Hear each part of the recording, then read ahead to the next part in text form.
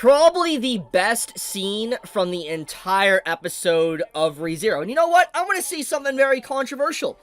The animators did not need to go so hard, but they did anyways, because they understood the assignment, they understood the weight of this scene, and it's very clear there is a lot of passion and a lot of love for ReZero from White Fox, and I think the entire ReZero community greatly appreciates this, because this scene in particular is a very powerful scene, not just to amp up and hype up Subaru, but also to showcase what type of pathetic worm that Greed actually is, how much of a man-child he is, how great of a villain he actually is that you love to hate.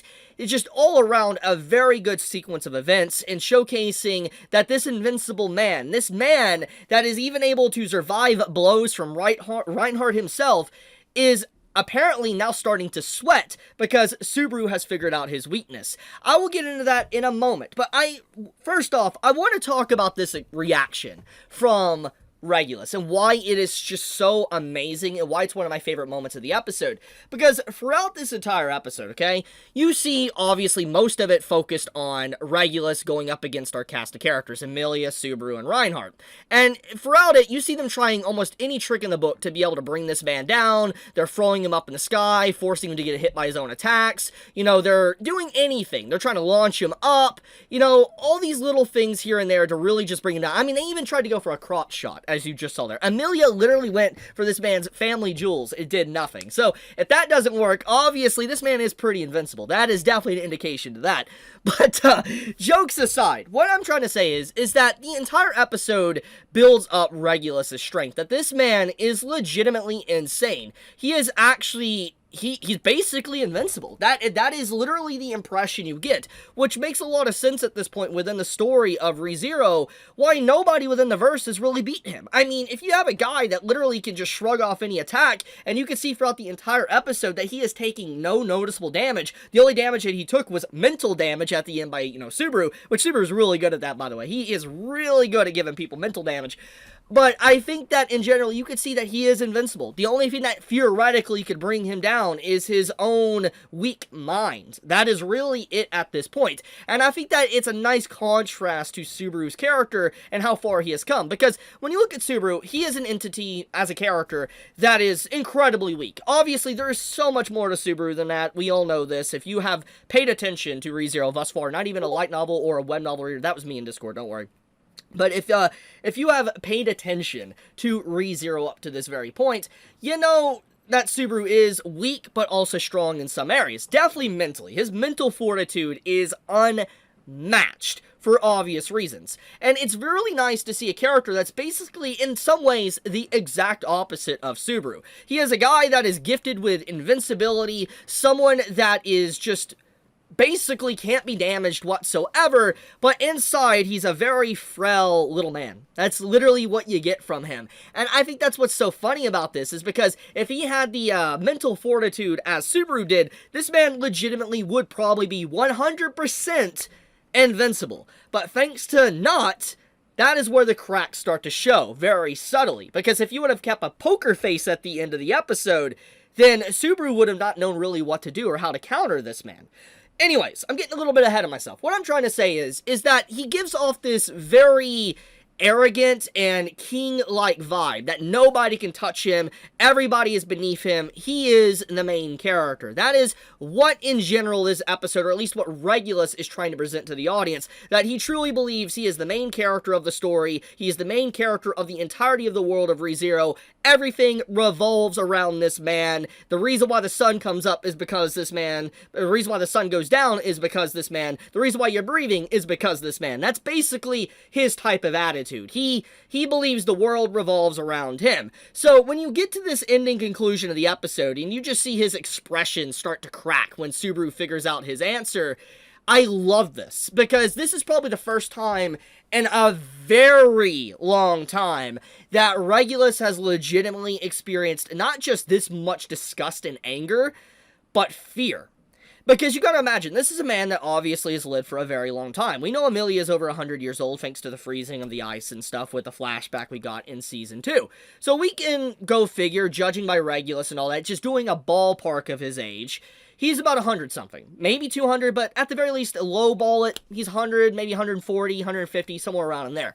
He is definitely someone that has lived a long life, and obviously we could assume for a very long time, at least way over 100 years, this man has had his authority to be able to basically be invincible. So you factor in a man, for the very first time in basically 100 years, encountering an individual that not just is able to not die to him, but also figure out his ability like that.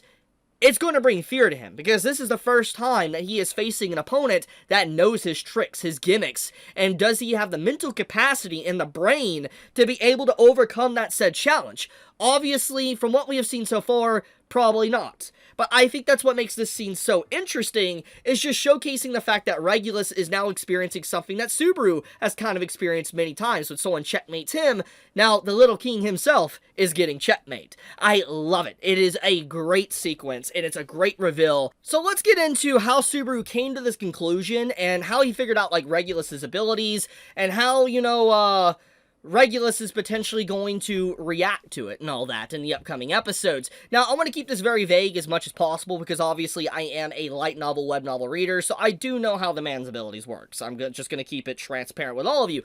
But I'm going to talk about the things that have been established and revealed within this episode, for people can kind of get on the same playing field of what is being brought up in this episode. So first off, we need to talk about this man's overall physical feats. What we have seen just from this episode alone, he is capable of legitimately grabbing a ball of water, a gigantic mass of water, holding it in the air, and then using it basically as projectile water bullets to rain on the ground and literally break rock and concrete, limestone, whatever.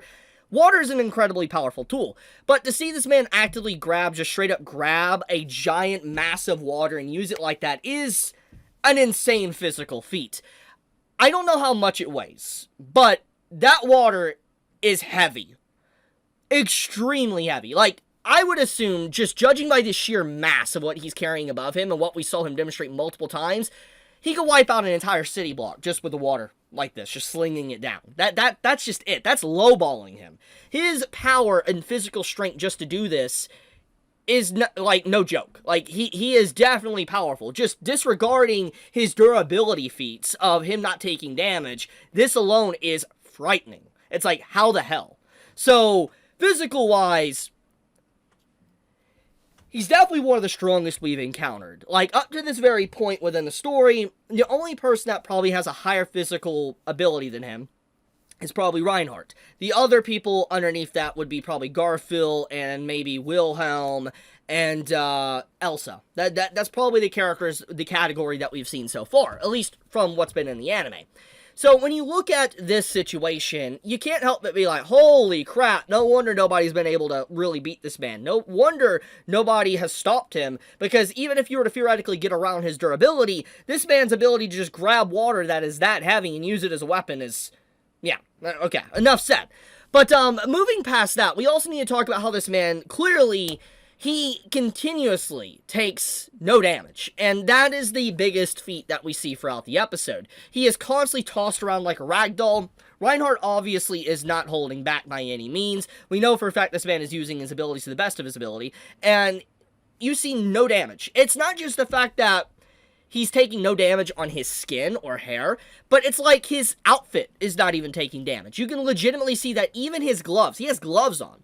His gloves, his outfit, and everything is perfectly fine. There is no visible scratch marks, no wounds on it, nothing. He is perfectly A-OK. And I think what this signifies is that his durability is able to extend not just onto his body itself, but beyond the essence of his very body, at least the outer shell of it. Because we have seen that when he does get attacked sometimes, it seems like stuff stopped right before it hits him. We have seen this multiple times even in this episode when Amelia was using her ice to attack him with weapons. It shattered right even before it made contact to his body. So it's clear there is some form of barrier on him, we just don't know what. It's obviously very different from, like, the unseen hand that Beetlejuice was using in Season 1, because obviously if it was something like that, Subaru would probably see it. So we know it's not that. But another thing is that his durability clearly is tied to whatever Subaru discovered with the stars. So I guess now let's talk about that. So I think at this point, if you were unaware of the subtle hints and foreshadowing, this episode just directly tells you. And that is the fact that every Sin Archbishop, Capella, Sirius, Petalogius, Regulus, you get the list, they all are named after a constellation, a star to some degree that is in our universe. Actual real stars. Like, don't believe me, you type in Lionheart star, it's literally known as Regulus. You see it right here. It is a real thing. Sirius is as well, Capella is, yeah, you get it. So, they're all stars, and they all have different meanings, different mythologies behind them and stuff, and Subaru instantly was able to pin together that all the names of the Sin Archbishops are literally linked to stars from his world. And then he started realizing that the meaning behind Regulus, you know, it could reference Latin names and stuff like Lionheart, get into some meaning of the Nemean lion, and let's get into that one. The reason why Subaru was able to get into the stuff of, like, invincibility and Lionheart was the Nemean lion. Nemean lion is mentioned a lot with lion symbolism and Leo and stuff and stars, and in this case, the Nemean lion was pretty invincible. It took Hercules to bring it down, and strangling it at that, to be able to really bring down the Nemean lion. But basically, the Nemean lion was pretty much invincible. You couldn't really pierce its hide or anything like that. Sounds a lot like a certain individual right here, Regulus Corneas. So when you look at this man, and when you think about the Nemean lion, and you think about the lore behind, like, you know, Regulus and stuff, the mythology, it all starts coming together. That Lionheart, Nemean lion, named after star, you put it together, and Subaru pieced all this information as like, okay, he's invincible, obviously similar to the Nemean lion. He is called the Little King, which could also reference a lion. Okay, once again, connection to, you know, Nemean lion. Lionheart in Latin meaning, okay, that name might reference his heart to some degree, and that's how Subaru came to the conclusion something's up with this man's heart. His heart is either not beating, it's too hot, too cold, whatever, something's going on. And Subaru basically elaborated that you're on pause. Basically, he's saying that you're time-stopping your ability, or like your body. That's what Subaru basically says. That all damage and everything that comes at him is basically stopped because of whatever authority he is doing. He is time-stopping. Like, he negates all damage because his body is in a state of immortality in that moment. That is at least what Subaru tries to imply with the ending of this episode. So it's really good. It's a really good scene. I absolutely love just the breakdown in Subaru mentioning the stars and stuff. It's obviously very important, and it might give you some more insight into the abilities of some of these other Sin Archbishops and what maybe to expect. Because if they're named after stars, all of them are, you can already kind of guess maybe what their abilities might be or how they fully work if you dive into some of the symbolism and myth around those said constellations and stars. So, okay. With that being said, we need to talk about the other crazy scene, and that is this Priscilla kiss scene. This one, is getting everyone, so let's talk about it. The reason why I like this Priscilla scene so much is because it adds a lot to her character, honestly. For one reason in particular, it showcases that she is somehow immune to Sirius's soul washing. And the reason why she even kissed her in the first place was to remove the effects from Sirius. You can see the eyes change back to normal, and that she is completely fine right now. And then Priscilla's like, look, I'm trusting you to go save those people that are currently having issues. People that are completely soul washed by the Sin Archbishop. That's your job right now while I face this person, Sirius, right now.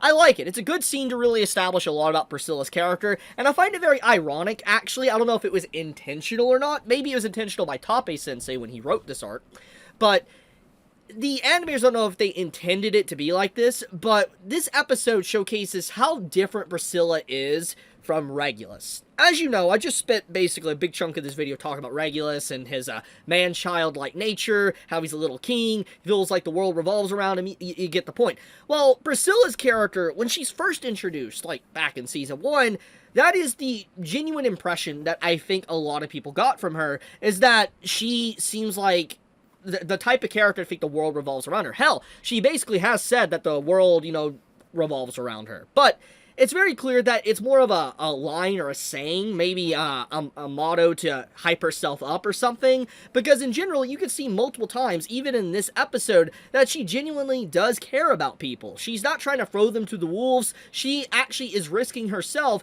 to save countless people. The fact that she did the entire firewall and she saved, you know, the bard is like, look, go out there and sing to them to save them. It's up to you.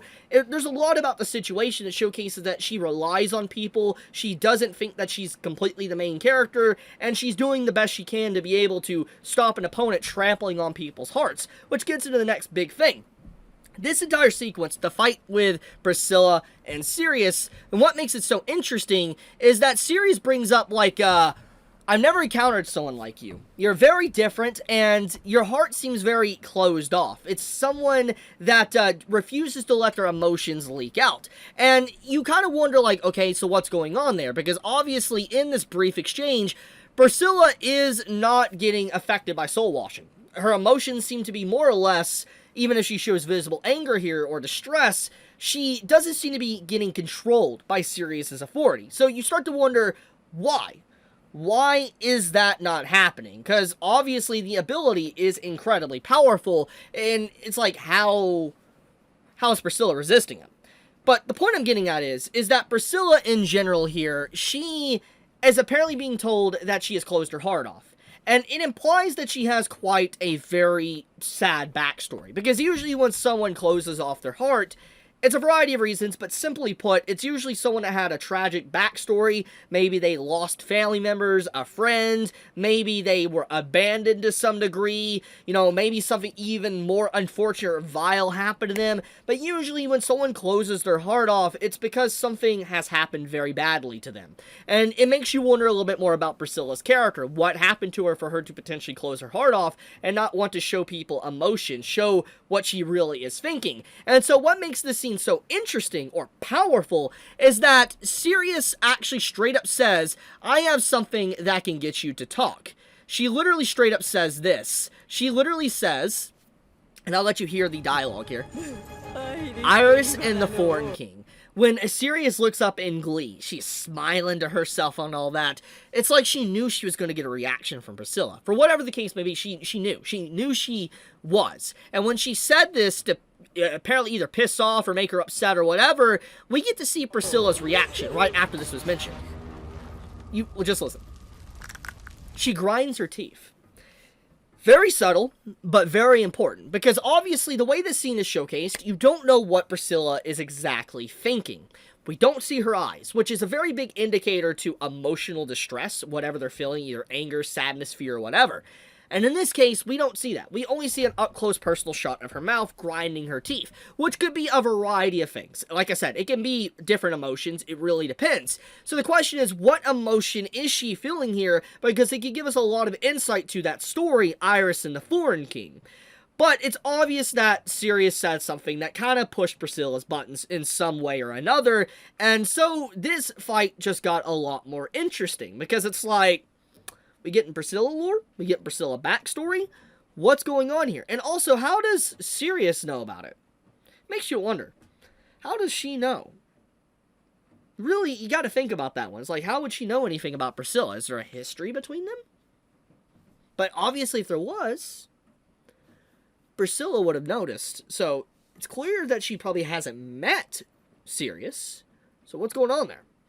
Now, with that being said, let's segue into the other segment of this episode, the Capella scene, the Capella fight that is being built up. This is such a scary fight and scene, honestly, and it makes you wonder or question the idea that Priscilla had, or what any of them had, putting Al down here against Capella of all people. It's such a fascinating scene, because obviously there's a lot of lore to Al that I am about to discuss, but I think that in particular, it's an interesting scene because Capella, at this point in time, at least from what we have seen from the Sin Archbishops, if we're not counting Regulus, Capella's probably the strongest.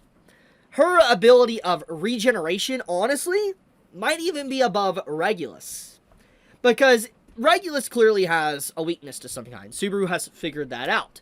But at this point, Capella just seems to be nigh immortal. You could damage her, rip her apart, turn her into anything you want, and she's completely fine. And I think that, in general, the regeneration capabilities of that is, honestly scarier. Personally, to me. I think that is legitimately more terrifying, at least to fight an opponent like this. So, the fact that you have Al going up against Capella, you have to start questioning the reasoning to this. Like, why the hell did he get tasked with such a crazy job? Because, from what has been established, Al isn't strong. Yeah, he's built pretty powerful looking. I mean, he has a sword, but he has one arm. And it's like, what's going on here? Like, can he really face someone like Capella all on his own? Guess you'll have to see. However, to discuss some lore about the character, I think what's fascinating is that Al, as we know, is someone from Japan. If this is a reveal for you, let me explain.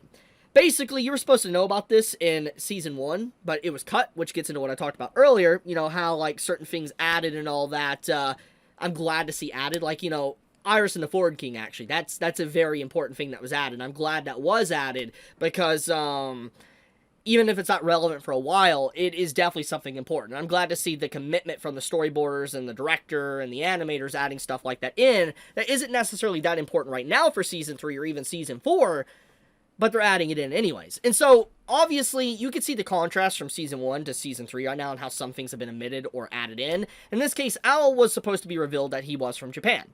And Subaru was supposed to have some form of kinship with the man. Like, a little bit. But obviously, that was cut. And so, in this scene, you're wondering, okay, so Al is obviously from Japan.